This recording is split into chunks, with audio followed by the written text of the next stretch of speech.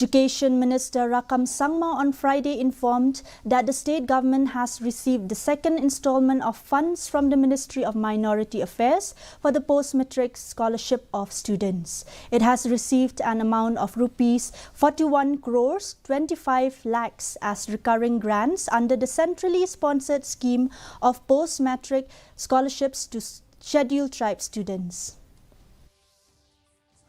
Everybody, especially my dear students who are waiting for last few months for the release of scholarship.